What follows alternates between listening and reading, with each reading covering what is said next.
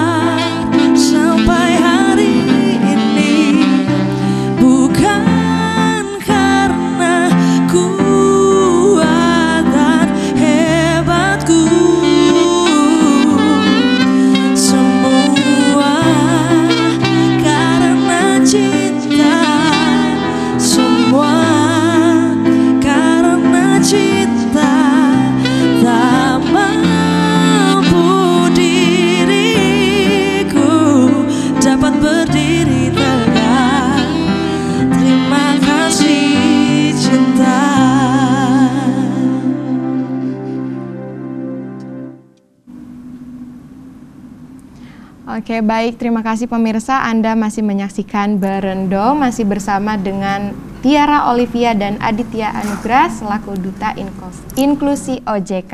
Tadi juga Adit masih menceritakan kenapa dia dari dunia badmintonnya terus pindah ke dunia pageant. Ceritain lagi dong, Dit. Gimana, Dit?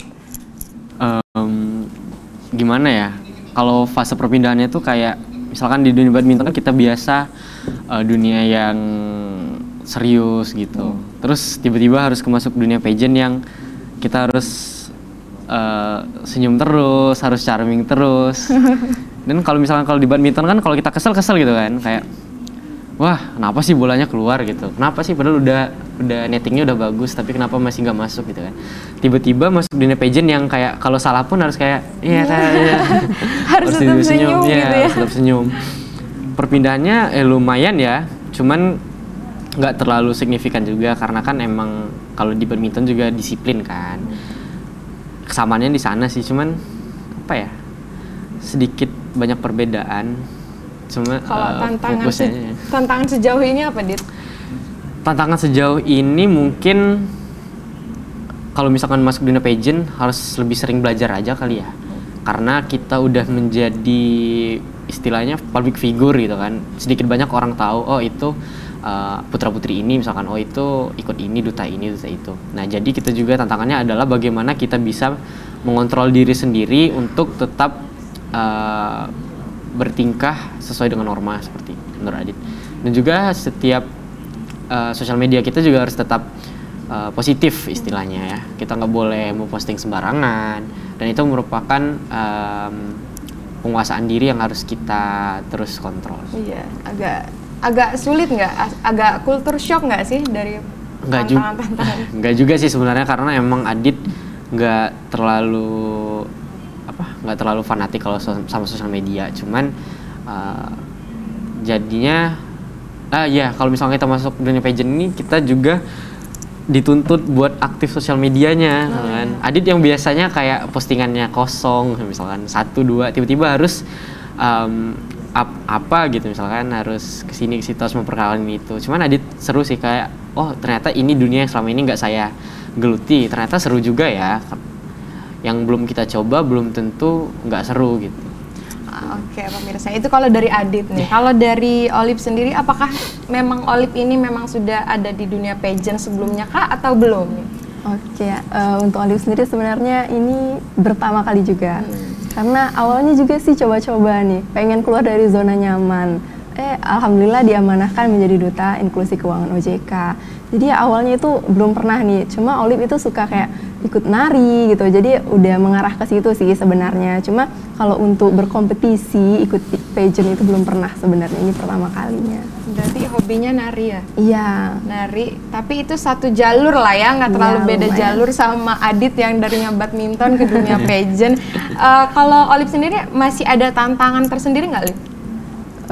Tantangan tersendiri ya seperti yang dikatakan Adit tadi, misalnya kita itu harus selalu charming, harus selalu tersenyum, lalu sosial media kita harus selalu aktif, tidak menampilkan konten-konten yang dapat merugikan orang lain atau diri kita sendiri. Juga kita harus mengedukasi masyarakat nih, karena kita kan udah punya peran nih sekarang. Seperti itu sih tantangannya. Kalau peranan Olive sendiri sebagai duta nih ya, sejauh ini menggunakan media sosial untuk mengedukasi teman-teman di rumah, gimana, Liv?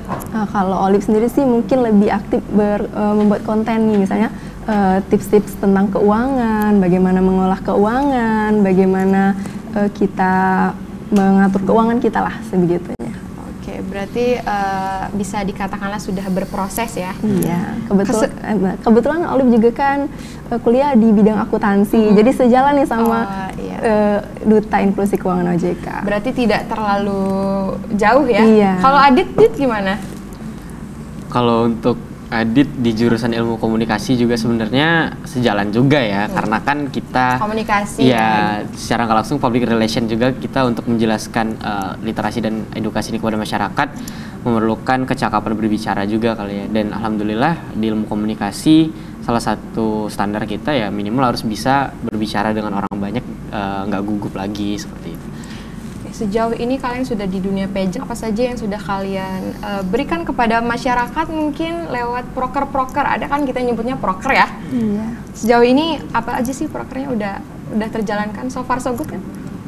Ya, kalau untuk di duta inklusi keuangan tuh yang saya sebutkan tadi, kita itu aktif ngonten nih, konten tentang tips-tips keuangan dan lain sebagainya, itu biasanya kita upload di Instagram OJK. Jadi buat teman-teman yang mau tips-tips keuangan, boleh langsung follow Instagram @ojk_bengkulu ya teman-teman. Biar gitu. tidak terjebak pinjol. Iya.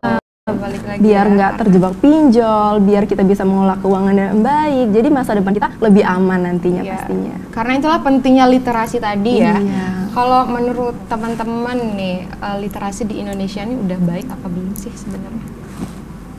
Dari Olive. Coba dari Olive dulu. Dari Olive. Literasi sendiri tuh masih kurang kalau di Indonesia, karena ya seperti kita ketahui masyarakat kita ini masih kurang gitu ya, kurang banget nih tentang, apalagi tentang digital, keuangan digital. Masih banyak masyarakat kita ini yang menulikan gitu, nggak mau melek bagaimana sih seharusnya kita mengatur keuangan dengan modernisasi gitu. Seharusnya kan kita itu harus lebih aktif agar nantinya ke depannya masa depan kita itu lebih baik juga, karena dengan mengatur keuangan kita menggunakan digitalisasi, kini kan sudah tersedia banyak sekali nih, seperti mobile banking yang memudahkan sekali itu kan. Nah, seharusnya itu kita memanfaatkannya, tapi sayangnya masyarakat Indonesia tuh masih kurang dalam hal tersebut. Kalau itu dari literasi keuangannya ya. Kalau dari Adit nih, secara umum literasi di Indonesia ini masih kita golongkan sudah bagus kah atau masih kurang bagus? Kalau untuk literasi sendiri, berdasarkan survei Nasional Literasi Inklusi Keuangan atau SNLIK, Indonesia ini kayaknya masih perlu banyak belajar ya, karena berdasarkan survei nasional juga literasi keuangan kita itu masih berada di angka 40,96%, dan untuk daerah Provinsi Bengkulu sendiri itu baru di angka 30,39%, di bawah survei literasi nasional. Nah, jadi ini merupakan salah satu PR kami juga sebagai duta inklusi keuangan di garda terdepan dalam proses edukasi kepada masyarakat. Bagaimana sih cara masyarakat ini untuk meningkatkan taraf kesejahteraan masyarakat, bagaimana cara mereka bisa menggunakan inklusi dan literasi keuangan ini secara baik. Sebenarnya inklusi keuangan ini ada di sekitar kita sehari-hari, seperti ketika kita menabung di bank, tarik tunai di ATM, bahkan ketika kita mobile internet banking, transfer ke orang-orang terdekat kita, itu merupakan inklusi keuangan. Dan contoh terkecilnya juga ketika kita pergi ke gerai-gerai seperti kafe, coffee shop dan sebagainya macamnya, scan barcode itu juga merupakan salah satu contoh inklusi keuangan. Namun kita tidak bisa menutup mata juga bahwasanya terkadang scan barcode itu cuma jadi pajangan aja. Kayak orang-orang zaman sekarang masih lebih ke pembayaran secara manual. Sebenarnya lebih mendukung literasi dan inklusi keuangan itu secara scan barcode juga ya harusnya. Cuman kayaknya masyarakat Indonesia masih trust issues kalau pengen menggunakan hal seperti itu. Oke, bisa dikatakan bagus, tapi alangkah baiknya untuk meningkatkan lebih bagus lagi gitu ya. Oke, baik pemirsa, kita akan lanjut ngobrol-ngobrol lagi bareng Adit dan bareng Olive, tapi setelah jeda pariwara berikut ini jangan kemana-mana, tetap di Berendam.